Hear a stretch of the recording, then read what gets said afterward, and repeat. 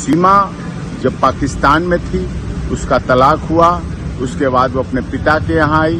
पिता की मौत के बाद सचिन से दोस्ती हुई। सचिन से दोस्ती के बाद उसने इस पाकिस्तान में रहते हुए सनातन धर्म ग्रहण किया। फिर नेपाल आई, नेपाल में सनातन धर्म के अनुसार विवाह किया।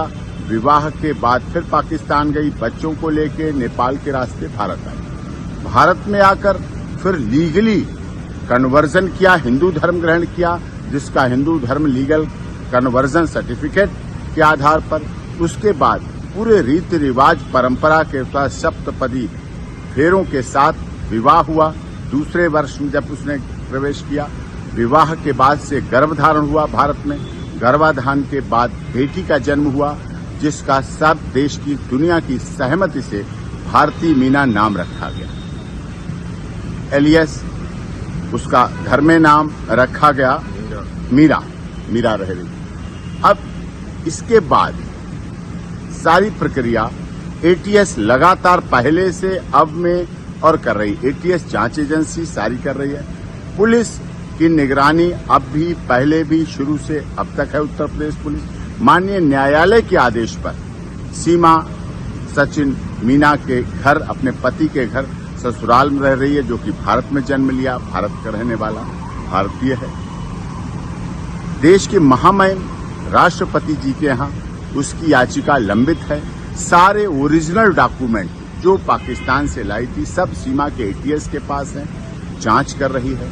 सीमा अपने ससुराल और अस्पताल के अलावा आज तक कहीं नहीं गई। पिछले दिनों जब से ये पहलगाम घटना हुई, उससे भी एक दिन पहले उसके तीसरी नंबर की बेटी को वायरल फीवर की वजह से डेंगू हुआ। डेंगू में प्लेटलेट्स बहुत डाउन हुए। अभी भी वो बेटी के लिए दोनों पति पत्नी परिवार के साथ हॉस्पिटल में है, इलाज चल रहा है लगातार। नवजात बच्ची उनके साथ है भारत में बेटी। उसका सर्टिफिकेट उत्तर प्रदेश की माननीय सरकार ने जारी कर रखा है, बर्थ सर्टिफिकेट, और उसके आधार पर है, भारत में रह रही है।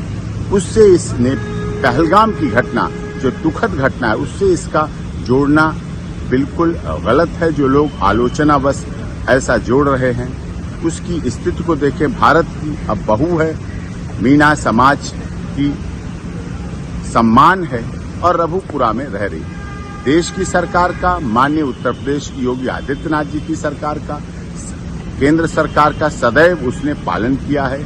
एटीएस की तमाम जांच में सदैव भाग लिया है। पूरी जांच प्रक्रिया चल रही है, चली है। उसमें कहीं कोई उसको गलत और उस तरह से कुछ भी अब तक कोई कुछ नहीं मिले हैं। इसलिए उसके साथ उस घटना से न जोड़कर उसके साथ सिंपैथेटिक, जियो जीने दो, हमदर्दी, मानवतावादी, मानवाधिकारों की रक्षा करने की बात होनी चाहिए और इस पर अमल होना चाहिए।